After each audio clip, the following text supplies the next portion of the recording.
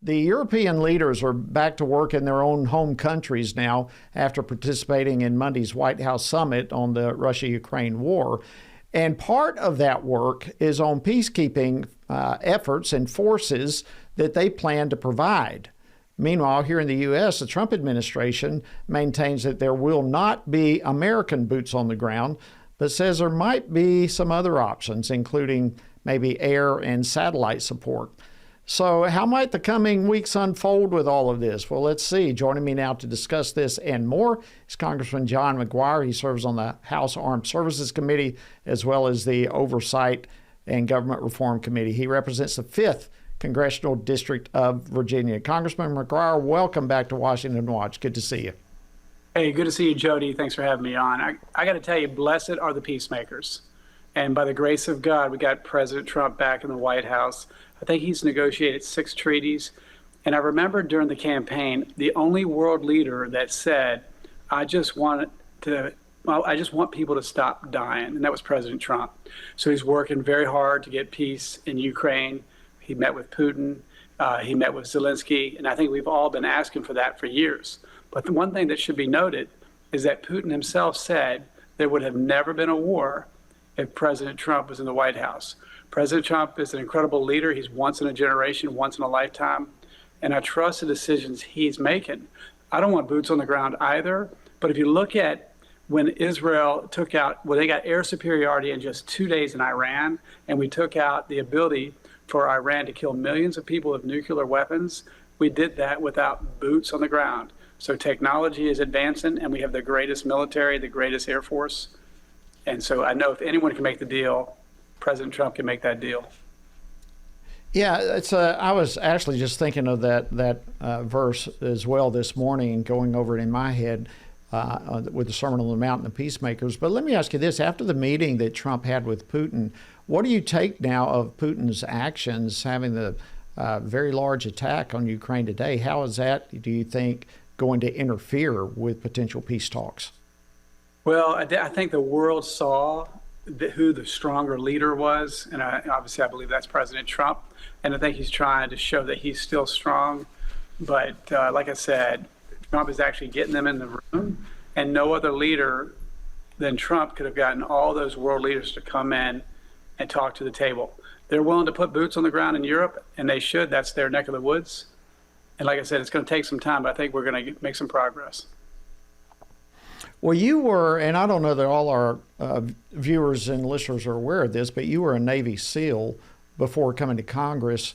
So as these efforts for peace and the talks continue, can you go over what a peacekeeping force in Ukraine might look like?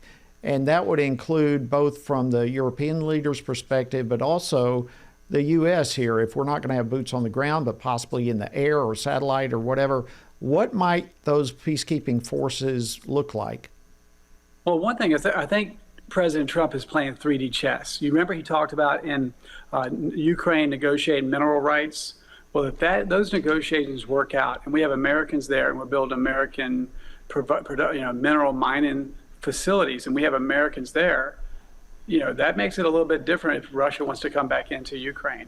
So I think developing partnerships, helping out with air superiority, although there's a trick with that as well, as accidents do happen. But I think having troops from other countries in Europe on the ground, I think that'll send a different message to Russia, maybe deter them with further aggression.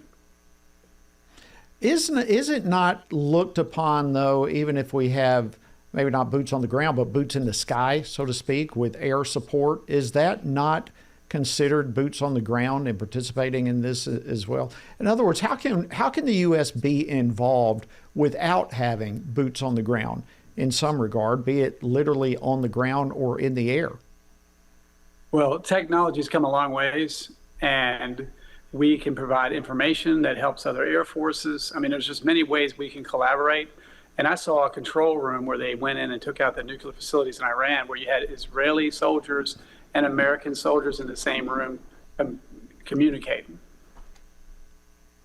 So do you think there's maybe a possibility then through sharing intelligence and so forth, maybe European troops in Ukraine under U.S. command? Is that type of thing an option? Yeah, I wouldn't say they'd be under U.S. command, but I think what you said, sharing intelligence, makes a big difference. And, how could a smaller country stand up to a country so much bigger?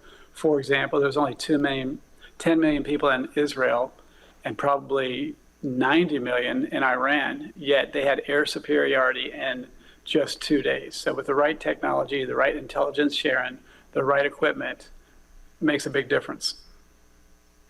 All right, so if Russia, let me just throw this out, if Russia strays from the path, which seemingly they seem to be doing already, but if they stray from the path that President Trump has laid out, what kind of actions do you think this administration should take? Well, one thing I've learned about President Trump is he says what he means and means what he says. So if he comes up with a negotiation and there is an agreement and you break that agreement, he's going to handle that in a very strong way. Like I said, he's the art of the deal. We have the best military in the world. I don't want to see our troops on the ground and get involved in a foreign war any more than any other American. But I think President Trump's going to have a very strong deal. Yep, good point. He does say what he means and means what he says. I think the world is becoming more and more aware of that all the time. If I can, Congressman, switch gears with you a little bit, and let's hop over to Israel. Of course, you were recently there, in fact. Why don't we start with that? Why were you there, and what were the type of things that you saw and heard? So as a freshman member of Congress, they have a freshman trip led by AIPAC to Israel every freshman class. And it was heartbreaking, it was enlightening, it was inspirational all at the same time. It was heartbreaking in that I was at a university, UVA, the day before I went to Israel, and students were yelling, "Free Palestine." I didn't know what to say, so I would respond back, "Free the hostages." But after going to Israel and seeing video footage from the Hamas terrorists, where they cut off body parts, played soccer with it, burned people, shot teenagers in the back, and I told the media, you know how I know this? They videotaped it, and the media is not reporting it. It is unspeakable evil. It's a story that's not being told. And I even talked to Bibi Netanyahu. I talked to Ambassador Huckabee. I said the United States and Israel is losing the messaging on this issue because it's just one-sided. And of course, Bibi talked about algorithms and big tech. It's a battle. As you know, it seems like the left owns the media. But I saw people that, despite having 7 fronts, we visited the Golan Heights, we went into the West Bank, Tel Aviv, Bethlehem, we were in Jerusalem. Despite all of the challenges, these folks are still getting married, still celebrating, and they're very resilient people. And very resilient. It's amazing. Yes, it is. Less than a minute left, but let me, last question. Israel's defense minister said they've approved now that they're going into Gaza City and calling up as many as 60,000 reservists to do that. Your thoughts on this latest development?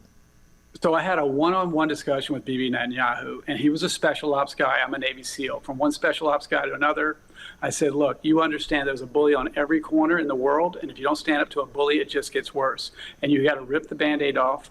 I've got a heart for the hostages, but if you don't finish the job, you're going to have more Israelis dead and more hostages. The next day, he announced he was going to go in and finish the job. I'm not saying it's because of what I said, but maybe I was one more voice in his ear. We gave Hamas terrorists $40 million a week under the Biden administration. Trump and Congress, we stopped that. But instead of feeding their children, building buildings, they built 500 miles of underground tunnels, and they used that money to get through the Israeli border and murder people. And we're putting an end to it. Thank you, Congressman John McGuire, Virginia. Great to have you on the program. Appreciate you joining us today. God bless you. Thank you.